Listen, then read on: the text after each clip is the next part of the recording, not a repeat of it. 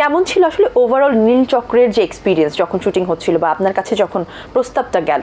প্রস্তাবটা যখন এসেছে গল্পটা খুবই ভালো লেগেছিল, তারপরেও করতে পারবো কিনা কারণ আমার টাইমিংয়ে ব্যাডে বলে মিলছিল না, বাট মনে হয় লাক ফেভার করেছে যে এটা আমারই করতে হবে, জন্য সব কিছুই ফেভার করে গিয়েছে। স্ক্রিপ্টের কোন বিষয়টা আসলে আপনার কাছে মনে হয়েছিল যে না আমার আসলে এই চলচ্চিত্র বা এই চরিত্রটা আমার করা উচিত? মানে গল্পটা আমার কাছে ভীষণ ভালো লেগেছে, এই সময়ে এই প্রজন্মের গল্প। আর এখন ঈদে রিলিজ হয়েছে, এখনো পর্যন্ত দর্শকের যে পরিমাণে সাড়া পেয়েছে, সবাই আই থিঙ্ক এখনও বুঝতে পেরেছে যে আমরা একটা মেসেজ দিতে চেয়েছি আমাদের গল্পের মাধ্যমে, সিনেমার মাধ্যমে, সেটা সবার কাছে পৌঁছেছে। এবং ডে বাই ডে যত শো বাড়ছে এবং দর্শকরা যাচ্ছে এবং বলছে যে এরকম গল্প এতদিন কেন আসেনি, তো এটা শুনে অ্যাজ এ আর্টিস্ট হিসাবে আমার খুবই ভালো লাগছে যে তারা গল্পটাকে প্রাধান্য দিচ্ছে, চরিত্রকে প্রাধান্য দিচ্ছে, তাদের সব কিছু ভালো লেগেছে। তো দিন শেষে একটা আর্টিস্টের তো এটাই চাওয়া আসলে। অবশ্যই। এবং নীলচক্রের যে গল্পটা আমরা দেখেছি সেটা কিন্তু একদমই খুব সমসাময়িক এবং যে সমস্যাগুলোর মধ্যে দিয়ে আসলে এখন সমাজ যাচ্ছে সেখানে। তো এই চরিত্রটা প্লে করার জন্য আপনাকে, আমরা জানি যে সেখানে আপনি একজন ডান্সের টিচার ছিলেন, তো এই চরিত্র প্লে করতে গিয়ে আপনাকে বেশি চ্যালেঞ্জিং কোনো সিচুয়েশনের মুখোমুখি পড়তে হয়নি, বিকজ আপনি ছোটবেলা থেকে নাচও করতেন। তো সেটা যদি আমরা বাদ রাখি, এছাড়া আর পরিপূর্ণ যে আপনার চরিত্র সেটা তুলে ধরতে বা ফুটিয়ে তুলতে আপনার কোনো কষ্ট হয়েছে কিনা বা চ্যালেঞ্জ ছিল কিনা? যেই চরিত্রটা আমি রপ্ত করেছি সেটা তো আমি নই আসলে, তার লাইফে একটা স্ট্রাগল পিরিয়ড যায়, তার আপস অ্যান্ড ডাউনস আর অনেক কিছু ঘটে আসলে তার জীবনে, তার ফ্যামিলিকে নিয়ে। তো অ্যাজ এ মন্দিরা হিসাবে আমি তো ওটাতে ইউজ টু না, ওটা আমার রপ্ত করতে হয়েছে, কোন কোন সিচুয়েশনে ওর জীবনে কি কি হতে পারে সেইভাবে আমার রিয়্যাক্ট করতে হয়েছে।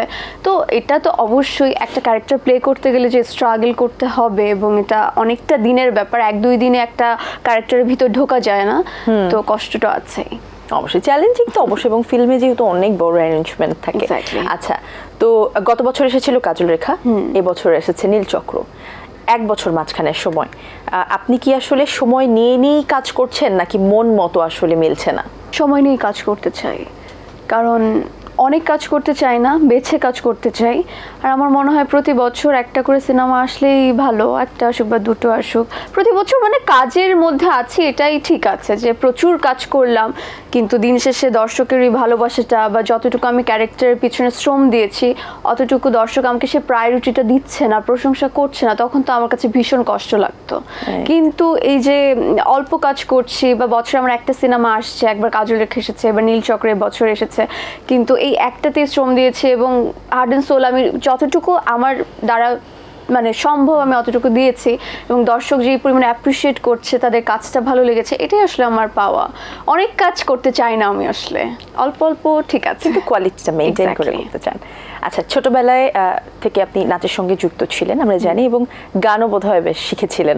না শিখেছিলাম কিন্তু করা হয় না। আমরা গান শুনতে চাইবো না, আমরা গান শুনতে চাইবো না, ডোন্ট ওয়ারি। নাচ শিখেছেন, এবং আমরা জানি যে ছোটবেলা থেকে আপনি নিজেকে নিজে নায়িকা মনে করতেন, তখন থেকে আপনার নিজেকে নিজে মনে হতো যে আমি নায়িকা। কিন্তু কখন আসলে আপনার কাছে মনে হলো যে না আপনি নায়িকাই হবেন? আমার ওভাবে কখনো নায়িকা হওয়ার ইচ্ছাও ছিল না, টু বি অনেস্ট, কারণ মিডিয়াতে এসেছি সেই 2012-তে নাচের মাধ্যমে এক্স্যাক্টলি। তারপর প্রচুর কাজ করেছি, সিনেমার অফারও পেয়েছি, কিন্তু ওভাবে না আমি কখনো সিরিয়াস হইনি যে না এটা মনোযোগ দিতে হবে বা আমার আরও কিছু শিখতে হবে, আমি নিজেকে বড় পর্দায় দেখতে চাই, এরকম কখনো আমার মাথাতেই আসেনি। কিন্তু আমার রিলেটিভস থেকে শুরু করে আমার মা বাবা যখন বললো যে তোমার এটা নিয়ে ভাবা উচিত এবং কাজ করা উচিত, তখন আর মা বাবাকে আমি একটু না পুরাটাই প্রায়োরিটি দেই। তারা যদি কিছু আমাকে বলে সেটা আমি শুনি এবং সেটা নিয়ে চিন্তা করি যে অফকোর্স কোনো না কোনো একটা কারণে তো বলেছে, এমনি ভালো কোনো একটা কারণে। তো তারা যখন প্রেশার দিয়ে স্টার্ট করলো তখন লাইক আমি ওকে ঠিক আছে এটা নিয়ে ভাবা শুরু করলাম। আচ্ছা, যে নায়িকা হওয়া যায়। এক্স্যাক্টলি।